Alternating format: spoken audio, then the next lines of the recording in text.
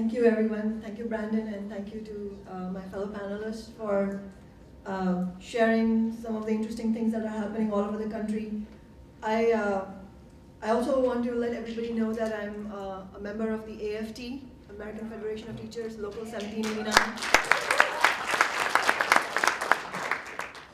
My local represents all the community college teachers in Seattle, about 1,000 of us, 70% of whom are adjuncts, part-time, including myself. We don't get any benefits. We don't know from one quarter to the next if we have a job. And we are facing an endless onslaught on our budgets, on our programs. And a lot of what is happening in Seattle is reflected in the crisis in public education. And I need hardly tell people in Chicago what's going on in education. Abby mentioned all the school closures that are happening here. Things like that are happening all over the country. And I wanted to open what we're going to be talking about, in terms of Seattle, by making it clear that the conditions, the social conditions that enabled us to run our campaign, and I'll talk about our campaign, are not unique to Seattle. It's not in the water we drink or in our hippie culture or anything like that. It is the social conditions that exist everywhere in the United States. What was unique about Seattle was that Socialist Alternative ran a campaign to challenge the Democratic establishment. That's what's unique. And I think if there is any lesson to draw from what happened in Seattle, it is that it's possible everywhere, including in Chicago.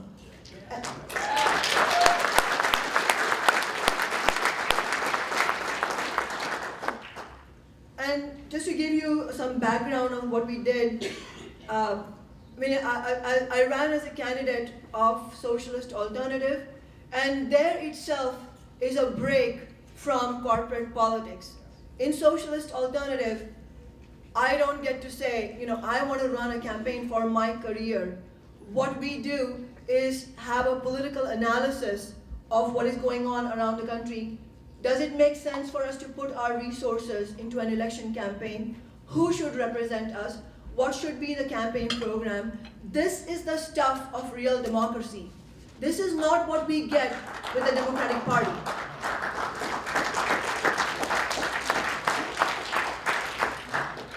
Our entire membership, the entire membership of Socialist Alternative, which is a nationwide organization of social and economic justice activists, participated in the discussions of what our program should look like. And I'll talk about the program as well. But I wanted to, challenge all of us in, getting out of the rut. I know this is labor notes. We are the people who are not afraid to criticize the Democrats. But I want us to pose a bigger challenge for all of us and understand that it is not enough to simply criticize the Democrats. I will boo and hiss Rahm Emanuel with you, but it's not enough to boo and hiss. You have to pose a real challenge, make them tremble, and make them understand that the labor movement is not just going to have a conference where we will talk about the Democrats and talk about how they've failed us, how they've completely betrayed us, but talk about a real strategy for building an alternative to the Democrats and just completely reject them.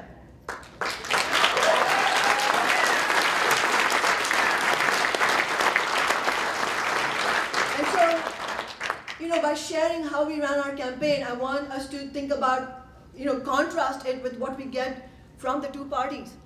When was the last time you were invited to a Democratic Party discussion where you got to vote on the program? How many of us here got to vote on whether or not single payer should be on the table? We didn't get a vote. That's why it was taken off the table. Goldman Sachs got a vote. Eli Lilly got a vote. All the pharmaceutical and insurance companies got a vote. We did not. And that's, we have to understand that not only is there an opening for independent candidates to run, but it's a question of what kind of campaigns we run, and that's where I want to just say a few things about what we did in Seattle. Last year we won the campaign for city council, but that was not the first campaign we ran, electoral campaign. We ran a campaign in 2012 for the State House of Representatives. We ran against the Speaker of the House, a Democrat named Frank Chop, who is arguably the most powerful Democrat in the state. We did not win the election, but over 20,000 people voted for us. The ballot said Socialist Alternative Party. And the candidate had this strange Indian name that nobody could pronounce. And just on a personal note, that always fascinates me that, wow, people actually voted for this name that most people can't even say. They see the K and they're like, wait a minute, I can't say this. But what this shows is that people are hungry for alternatives. I cannot tell you how many people, when we ran our first campaign in 2012, how many people told us, are you sure you want to be so upfront about the fact that you're a socialist? Don't you want to, keep it a little bit in the background? I mean, do you really have to shout it from the rooftops? Does it have to say socialist on the leaflets? And I sound like I'm joking, but in reality, this is a serious question. Is the word socialism a barrier? I would say that not only is it not a barrier, but it is precisely what people are looking for. I don't mean the word socialism, but what I mean is a real program for a fight back against business as usual. Abby mentioned how we can't really blame people, especially young people, for feeling disengaged from politics. What does politics offer to them? They see the Democrats, they see the Republicans, they see the same old crap where the super wealthy and big business are being supported, are being given handouts by the shovelful, while the rest of us are being sold out, especially in such a dramatic fashion since the recession began. So it's no wonder that 60% of Americans in a recent poll, after the federal government shutdown ended, said that they were fed up with the two-party system and they're looking for something different.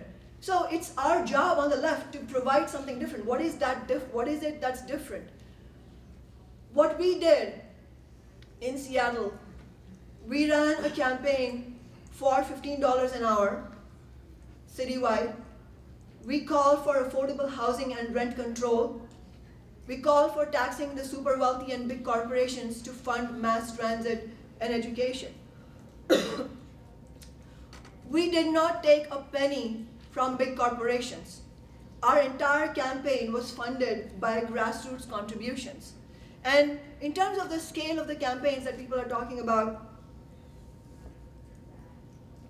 by the end of the campaign, we had raised about $140,000 through grassroots contributions. That's not easy. It's really hard work. We had a whole sort of army of volunteers who gave up their personal time to contribute to the campaign, and that campaign would not have been possible, let alone successful, without them. By the end of the campaign, sorry, we had mobilized about 450 volunteers. Our yard signs were all around the city. It had just completely taken over the city, and it really took the establishment by surprise. It really stunned them. And I think it also relates to something that Jeff mentioned, which was, city council elections are non-partisan. Does it really matter to run as independent? It really does matter. It matters. Because let's be honest with ourselves. All these cities that we're talking about, Chicago, New York City, Seattle, all the major cities, the cities where Occupy was active, and I like the word that Abby used, who rules these cities? It's not the Republicans. It's the Democratic Party establishment that rules this city. It was the Democratic mayor who called the police against Occupy and got them, to pepper spray and tear gas the activists. It wasn't the Republicans. It was the Democrats. That doesn't mean that there isn't a difference between Democrats and Republicans, but for us, the problem is not a lack of clarity on Republicans. The problem is the question that always stares us in the face: should we continue supporting the Democrats or should we break from them? And that's why even in a nominally non-partisan race where the other candidates don't declare their Democratic Party affiliation, it is our job to say they are the Democrats, we are independents, we're socialists, and this is the program we're running on.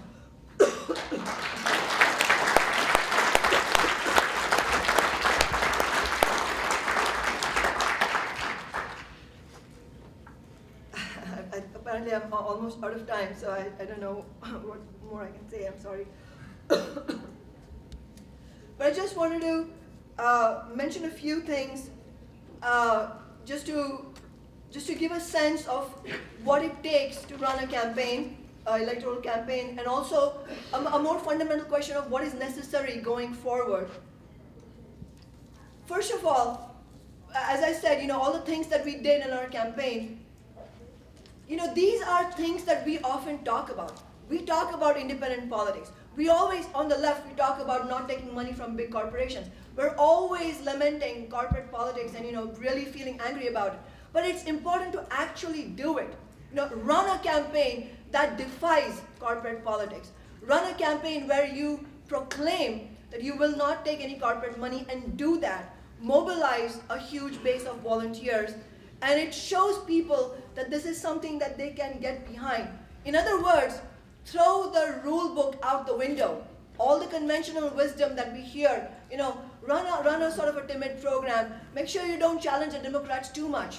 Make sure you don't embarrass them so much. No, it is our political duty to fully and completely embarrass them, to expose them.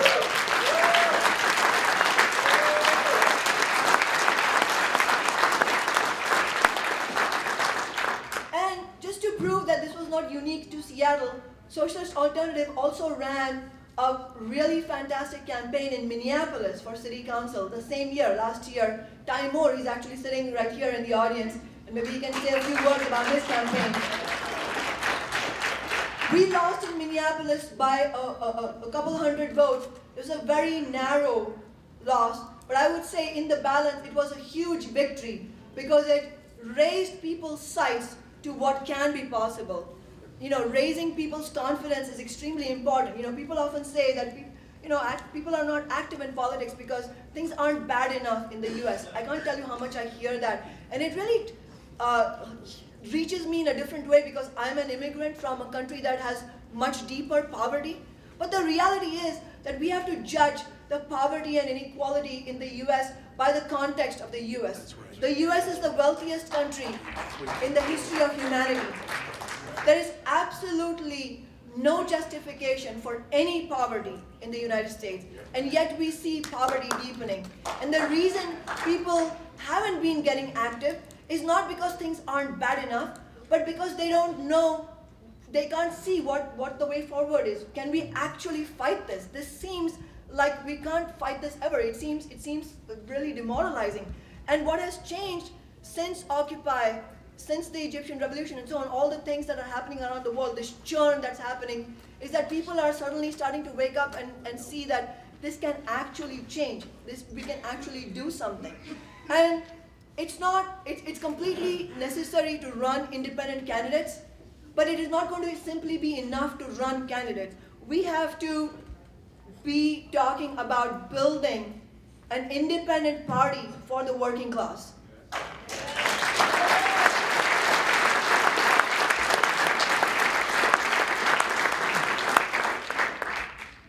Abby talked about holding representatives accountable.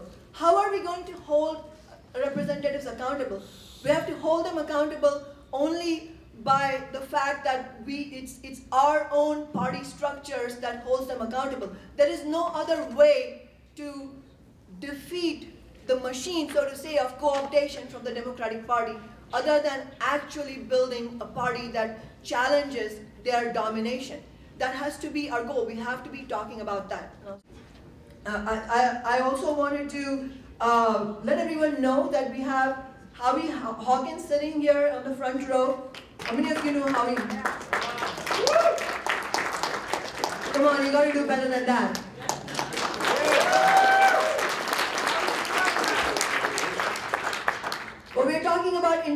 candidates, genuine, independent, working class candidates. Howie is one of them. He's running for governor of New York, and I would really like him to say a few words if the chair can indulge me.